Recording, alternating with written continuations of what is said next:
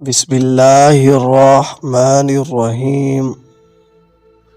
شروع کرتا ہوں رب ذوالجلال کے بابرکت نام سے جو دلوں کے راز خوب جانتا ہے۔ غزوہ بدر۔ آپ صلی اللہ علیہ وآلہ وسلم مدینہ منورہ سے تقریباً 150 کلومیٹر دور بدر کے مقام پر تشریف لے گئے۔ آپ صلی اللہ علیہ وسلم نے مقام روحہ پہنچ کر حضرت ابو لبابہ بن عبد المنذر انصاری رضی اللہ عنہ کو مدینہ کا قائم مقام حاکم بنایا اور انہیں مدینہ واپس بھیج دیا۔ قریش کا ایک بہت بڑا تجارتی قافلہ حضرت ابو سفیان بن حرب جو کہ اس وقت تک مسلمان نہیں ہوئے تھے کی قیادت میں شام کی طرف جا رہا تھا۔ قافلے میں لاکھوں درہم کی مالیت کا مال و اسباب اونٹوں پر لدا ہوا تھا۔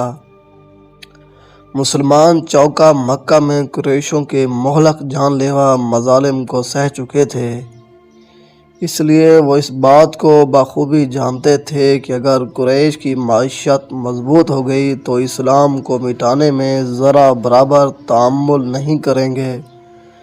حفظ متقدم کے اصول کے مطابق مسلمانوں نے اس قافلے کو روکنے کی کوشش کی تاکہ کافروں کی عسکری طاقت کی بنیاد ہی مسمار ہو جائے اور انہیں مسلمانوں پر حملہ کرنے کا موقع نہ ملے، لیکن قافلہ بچ نکلنے میں کامیاب ہو گیا۔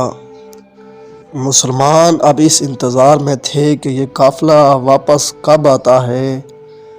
قافلے کے واپس ہونے کی اطلاع ملی تو 12 رمضان المبارک سن 2 ہجری کو نبی کریم صلی اللہ علیہ وسلم 313 مجاہدین اسلام کو ساتھ لے کر مدینہ سے روانہ ہوئے۔ 60 مہاجرین باقی انصار تھے۔ دوسری طرف ابو سفیان کو جب مسلمانوں کی آمد کا علم ہوا تو اس نے ایک تیز رفتار گھوڑ سوار مکہ کی طرف دوڑایا اور قریش مکہ کی نام پیغام بھیجا، یہی موقع ہے اسلام کی شمع کو ہمیشہ کے لیے گل کرنے کا، تم جلدی سے اسلحہ اور سواریوں سمیت پہنچو۔ قریش مکہ تو پہلے سے تیار بیٹھے تھے۔ 1000 سپاہی، 100 سواریاں، نیزے، بھالے، تلواریں، ڈھالیں اور جنگی ہتھیار سے لیس ہو کر مسلمانوں کی طرف بڑھنے لگے۔ بدر میں قریشوں کی فوج نے پڑاؤ ڈالا۔ آپ سلام کو اس کا علم ہوا تو صحابہ کرام رضی اللہ عنہم سے رائے دریافت کی۔ مہاجرین کے سرخیل جناب حضرت ابو بکر و عمر رضی اللہ عنہما نے مجاہدانہ تقریر کی، جانثاری کا یقین دلایا۔ اس کے بعد حضرت مقداد رضی اللہ عنہ کھڑے ہوئے اور کہا، ہم قوم موسیٰ جیسی بے وفا قوم نہیں جنہوں نے اپنے نبی سے کہا تھا تم اور تمہارا رب جا کر لڑو، ہم یہیں بیٹھے ہیں، بلکہ ہم آپ کے دائیں بائیں آگے پیچھے آپ کی حفاظت کریں گے اور ہر وقت آپ کے ساتھ رہیں گے۔ آپ صلی اللہ علیہ وسلم نے انصار مدینہ کی رائے لی۔ حضرت سعد بن معاذ رضی اللہ عنہ نے کہا، یا رسول اللہ، آپ جہاں تشریف لے جائیں ہم آپ کے ساتھ ہیں، جس سے جیسا چاہیں تعلق نبھائیں، ہم سے جو لینا چاہیں یا ہمیں کچھ دینا چاہیں ہم ہر طرح تیار ہیں، جو حکم فرمائیں ہم آپ کے شانہ بشانہ ہیں۔ بدر کیا اگر آپ برگ غماد تک بھی جائیں ہم آپ کے رکاب رہیں گے، اگر آپ ہمیں سمندر میں کود جانے کا حکم دیں تو ہم کود پڑیں گے۔ نبی کریم صلی اللہ علیہ وسلم بے حد خوش ہوئے اور بدر کے قریب ایک چشمے پر پڑاؤ ڈالا۔ 16 رمضان مبارک کو دونوں فوجیں پڑاؤ ڈال چکی تھیں۔ آپ صلی اللہ علیہ وسلم رات بھر بارگاہ الہی میں دعا و مناجات کرتے رہے۔ بالآخر وہ وقت آن پہنچا جب بدر کا میدان رزم حق و باطل کا استارہ بن گیا، جو صحابہ کرام رضی اللہ عنہم کی جرأت و شجاعت، بہادری اور جانبازی، اللہ کی مدد اور نصرت اور نبی کریم صلی اللہ علیہ وسلم کی بہترین عسکری حکمت عملی کی مثال کے طور پر جانا جاتا ہے۔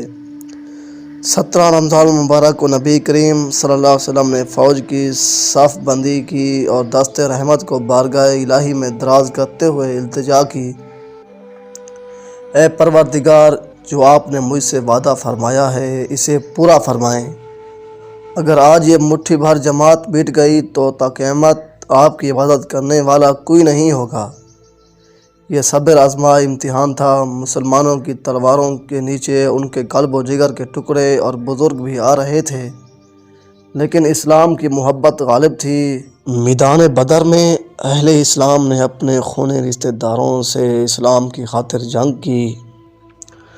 دو انصار بھائیوں حضرت معاوض بن افرا اور معاذ بن افرا رضی اللہ عنہما نے حضرت معاذ بن عمرو بن جموح رضی اللہ عنہ کی معاونت سے ابو جہل کو زخمی کیا۔ آپ صلی اللہ علیہ وسلم نے فرمایا، دیکھ کر آؤ کہ ابو جہل کا کیا بنا۔ حضرت عبداللہ بن مسعود رضی اللہ عنہ اس کی تلاش میں نکلے، دیکھا کہ ابھی زندگی کے کچھ آثار باقی ہیں۔ آپ رضی اللہ عنہ اس کے سینے پر چڑھے، خنجر نکالا اور اس کا سر کاٹ کر آپ صلی اللہ علیہ وسلم کے قدموں میں ڈال دیا اور عرض کی، ھذا راس عدو اللہ ابی جہل، یہ اللہ کے دشمن ابو جہل کا سر ہے۔ اس موقع پر آپ صلی اللہ علیہ وسلم نے 3 بار فرمایا، اللہ کا شکر ہے کہ جس نے اسلام اور اہل اسلام کو عزت عطا فرمائی۔ اکرمہ بن ابی جہل نے حضرت معاوض رضی اللہ عنہ پر تلوار سے حملہ کیا، جس کے ان کا بازو کندھے سے لٹک گیا، لیکن شیر دل مجاہد اسلام پھر بھی لڑتے رہے۔ جب لٹکتا ہوا بازو دشمن پر حملے کرنے سے رکاوٹ بنا تو حضرت معاوض رضی اللہ تعالی عنہ نے اپنے ہاتھ کو پاؤں کے نیچے رکھ کر ایک جھٹکے سے جھٹک دیا۔ ابو جہل کے مرنے کے بعد قریش کی ہمت کافی حد تک پست ہو گئی۔ ان کے حوصلے جواب دینے لگے تھے، لیکن ان کی ایک امید ابھی باقی تھی، یعنی سردار امیہ بن خلف۔ پھر چشم فلک نے وہ نظارہ بھی کیا کہ جب بلال پر ستم ڈھانے والا امیہ کے جسم کو نیزے سے چھلنی کر دیا گیا۔ یہ وہ بدبخت انسان تھا کہ جس نے آپ صلی اللہ علیہ وسلم اور صحابہ کرام رضی اللہ عنہم کو بہت تکلیفیں پہنچائی تھیں۔ دشمن کی صفوں میں کھلبلی مچ گئی۔ خدا کی طرف سے فرشتوں کی فوج اتری، کفر کے سرداروں کے لاشوں کے ڈھیر لگ گئے۔ 70 کفار مارے گئے، 70 کو قیدی بنا لیا گیا، جبکہ باقی دھم دبا کر بھاگنے پر مجبور ہوئے۔ 14 مسلمان مجاہدین شہید ہوئے۔ غزوہ بدر کے اندر تقریباً وہ تمام سرداران قریش مسلمانوں کی تلوار کا نشانہ بنے جو اللہ کے رسول صلی اللہ علیہ وسلم اور آپ صلی اللہ علیہ وسلم کے صحابہ رضی اللہ عنہم کو تکلیفیں دیا کرتے تھے، یا جو آپ کے مشورے قتل میں شریک تھے۔ غزوہ بدر سے فارغ ہونے کے 3 دن بعد آپ صلی اللہ علیہ وسلم کنواں کے قریب تشریف لے گئے، جہاں کفار کے نامور مقتولین ڈالے گئے تھے۔ حضرت انس بن مالک رضی اللہ عنہ سے روایت ہے کہ رسول اللہ خاتم النبیین صلی اللہ علیہ وسلم نے بدر کے مقتولین کو 3 دن تک اسی طرح چھوڑے رکھا۔ پھر آپ صلی اللہ علیہ وسلم ان کے پاس گئے اور انہیں آواز دی اور فرمایا، اے ابو جاہل بن ہشام، اے امیہ بن خلف، اے عقبہ بن ربیعہ، اے شیبہ بن ربیعہ، کیا تم نے وہ نہیں پا لیا جس کا تم سے تمہارے رب نے سچا وعدہ کیا تھا؟ میں نے تو وہ پا لیا جس کا میرے رب نے مجھ سے سچا وعدہ کیا تھا۔ حضرت عمر رضی اللہ عنہ نے نبی کریم صلی اللہ علیہ وسلم کا یہ فرمان سنا تو عرض کی، کہ اللہ کے رسول یہ تو مر چکے ہیں، یہ کیسے سن سکتے ہیں اور کیسے جواب دے سکتے ہیں؟ آپ صلی اللہ علیہ وسلم نے فرمایا، قسم ہے اس ذات کی جس کے قبضے میں میری جان ہے، تم میری بات کو ان سے زیادہ سننے والے نہیں ہو، لیکن یہ جواب دینے کی قدرت نہیں رکھتے۔ پھر آپ صلی اللہ علیہ وسلم نے حکم فرمایا، انہیں گھسیٹ کر بدر کے کنویں میں ڈال دو، تو انہیں ڈال دیا گیا۔ قیدیوں میں آپ صلی اللہ علیہ وسلم کے چچا عباس، حضرت علی کے بھائی عقیل اور آپ صلی اللہ علیہ وسلم کے داماد ابو العاص بھی تھے۔ اب یہ مسئلہ پیش آیا کہ ان قیدیوں کے ساتھ کیا کیا جائے۔ اس وقت قیدیوں سے جو وحشانہ سلوک ہوتا تھا یا اب تک ہو رہا ہے وہ انتہائی دردناک ہے، لیکن آپ صلی اللہ علیہ وسلم نے ان سے ایسا رحم و کرم کا سلوک کیا کہ تاریخ انسانی میں اس کی مثال نہیں ملتی۔ قیدیوں کو صحابہ کرام رضی اللہ عنہم میں تقسیم کر دیا گیا اور ان سے حسن سلوک کا تاکیدی حکم بھی سنا دیا گیا۔ صحابہ کرام رضی اللہ عنہم اجمعین اپنی جانوں کے دشمنوں سے ایسا کریمانہ سلوک سے پیش آئے کہ خود کھجوروں پر گزارا کر کے قیدیوں کو کھانا کھلاتے۔ انہیں میں ایک شخص سہیل بن عمرو بھی تھا جو بلاغ کا خطیب تھا۔ نبی کریم صلی اللہ علیہ وسلم کے خلاف تقریریں کر کے لوگوں میں آپ کی نفرت پیدا کرنے کی کوشش کرتا رہتا تھا۔ حضرت عمر فاروق رضی اللہ عنہ نے اس کے متعلق رائے دی کہ اس کے نچلے 2 دانت اکھاڑ دیے جائیں تاکہ تقریر نہ کر سکے، لیکن آپ صلی اللہ علیہ وسلم نے اظہارِ شفقت سے اسے منظور نہ فرمایا۔ جن قیدیوں کے کپڑے خراب ہو گئے یا پھٹ گئے ان کو کپڑے دینے کا حکم دیا۔ حضرت عباس رضی اللہ عنہ کا قد لمبا تھا، کسی اور کا کرتا ان کے بدن پر پورا نہیں آتا تھا، تو عبداللہ بن ابی منافق نے اپنا کرتا دیا۔ حدیث میں آتا ہے کہ جب یہ منافق مرا تو آپ نے اس کے کفن کے لیے اپنا کرتا دیا، جو اسی احسان کا بدلہ تھا۔ ایک قیدی ابو عزیز کا بیان ہے کہ میں جس انصاری کے ہاں قید تھا وہ صبح و شام میرے سامنے کھانا رکھتے، روٹی اور سالن وغیرہ میری طرف رکھتے اور خود چند کھجوریں کھا کر گزارا کر لیتے۔ مجھ کو شرم آتی، میں روٹی ان کے ہاتھ میں دے دیتا لیکن وہ اسے ہاتھ بھی نہ لگاتے اور مجھے واپس کر دیتے۔ حضرت انس رضی اللہ عنہ فرماتے ہیں کہ نبی کریم صلی اللہ علیہ وسلم نے صحابہ کرام سے مشورہ لیا کہ ان قیدیوں کا کیا کیا جائے۔ اس پر حضرت عمر رضی اللہ عنہ نے عرض کی، یا رسول اللہ صلی اللہ علیہ وسلم، ان لوگوں نے آپ کی رسالت کو جھٹلایا، آپ کو اپنے گھر سے نکالا، ہمیں اجازت دیجیے کہ ہم ان کی گردنیں اڑا دیں۔ اس کے بعد حضرت عبداللہ بن رواحہ رضی اللہ عنہ نے اس سے بھی زیادہ سخت رائے دی، یا رسول اللہ، آپ ایسے علاقے میں ہیں جہاں لکڑیاں بکثرت ہیں، آپ جنگل میں آگ لگوا کر ان کو اس میں ڈال دیں۔ آخر میں حضرت ابو بکر صدیق کھڑے ہوئے اور عرض کی، یا رسول اللہ، یہ آپ کی قوم ہے، آپ کے گھر والے ہیں، انہیں زندگی کی مہلت دیں، توبہ کرائیں، امید ہے اللہ تعالیٰ بھی ان کی توبہ قبول فرمائیں گے۔ میری رائے یہ ہے کہ ان سے کچھ فدیہ لے کر آزاد کر دیا جائے۔ آپ صلی اللہ علیہ وسلم یہ سن کر اٹھ کر چلے گئے۔ تھوڑی دیر بعد واپس تشریف لائے اور فرمایا، ابو بکر، تیری مثال حضرت ابراہیم علیہ السلام جیسی ہے، جنہوں نے فرمایا تھا جس نے میری اتباع کی وہ مجھ سے آئے۔ ابو بکر، آپ کی مثال حضرت عیسیٰ علیہ السلام جیسی ہے، جنہوں نے فرمایا تھا، اے اللہ، اگر آپ انہیں عذاب دیں تو یہ آپ کے بندے ہیں، اور اگر معاف کر دیں تو آپ بخشنے والے ہیں۔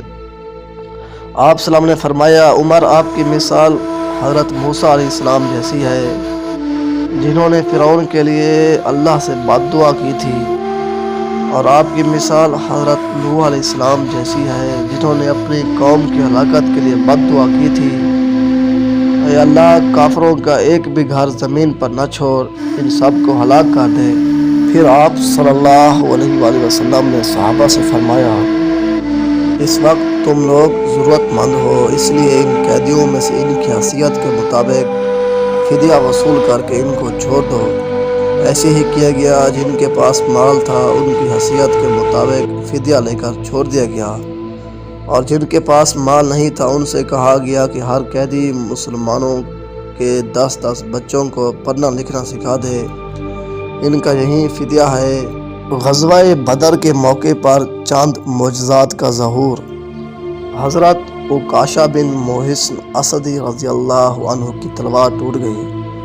آپ صلی اللہ علیہ وسلم کو اطلاع ملی۔ آپ صلی اللہ علیہ وسلم نے ان کو کھجور کی ایک شاخ دی اور فرمایا، اس سے لڑو۔ حضرت عکاشہ رضی اللہ عنہ نے اس کو وصول کیا، اس کے ہاتھ میں آتے ہی وہ شاخ تلوار بن گئی اور وہ اس سے لڑتے رہے۔ حضرت سلمہ بن حریث رضی اللہ عنہ غزوہ بدر والے دن اسلام لائے۔ آپ صلی اللہ علیہ وسلم نے ان کو ابھیتاب نامی کھجور کی ایک شاخ دی کہ اس کے ساتھ لڑو۔ یہ شاخ ان کے ہاتھ میں آتے ہی تلوار بن گئی۔ 14 ہجری میں معرکہ جسر بن ابی عوید میں شہید ہوئے۔ اس وقت یہ تلوار ان کے پاس رہی۔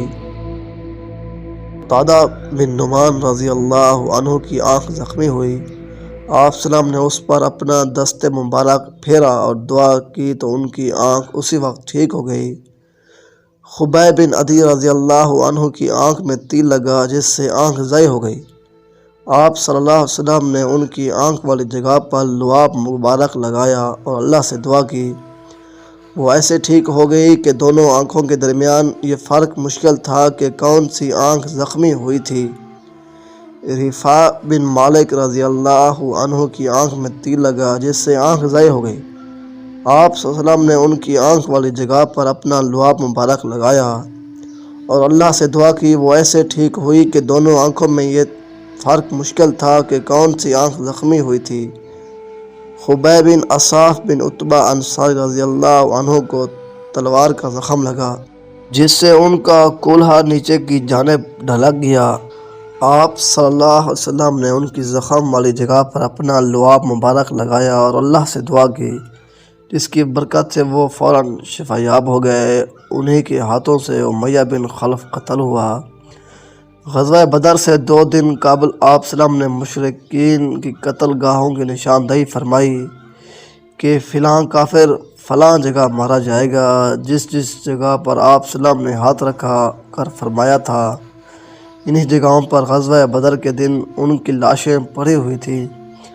حضرت عباس بن عبد المطلب جو اس وقت تک مسلمان نہیں ہوئے تھے اور کفار کی طرف سے مسلمانوں سے لڑنے آئے تھے کو قیدی بنایا گیا۔ انہوں نے کہا کہ میرے پاس فدیہ ادا کرنے کے لیے مال نہیں۔ آپ صلی اللہ علیہ وسلم نے فرمایا، اس سونے سے فدیہ ادا کرو جو آپ نے بدر آنے سے پہلے اپنی بیوی کی موجودگی میں گھر میں دفن کیا ہے، اور اسے وصیت بھی کی تھی کہ اگر مجھے اس سفر میں کچھ ہو جائے تو یہ مال میرے 3 بیٹوں فضل، عبداللہ اور قاسم کا ہے۔ یہ سن کر حضرت عباس رضی اللہ عنہ نے عرض کی، آپ نے بالکل سچ فرمایا، مجھے یقین ہو گیا کہ آپ واقعی اللہ کے سچے رسول ہیں، کیونکہ یہ بات میرے اور میری بیوی ام الفضل کے علاوہ کسی انسان کو معلوم نہیں تھی۔ یقیناً آپ کا اس واقعے کی سچ اطلاع دینا وحی الہی کی وجہ سے ہو سکتا ہے، اس کے علاوہ نہیں۔ یہ واقعہ ان کے قبول اسلام کا ذریعہ بنا۔ فنا فی اللہ کی تہ میں بقا کا راز مضمر ہے، جسے مرنا نہیں آتا اسے جینا نہیں آتا۔ فضائے بدر پیدا کر فرشتے تیری نصرت کو، اتر سکتے ہیں گردوں سے قطار اندر قطار اب بھی۔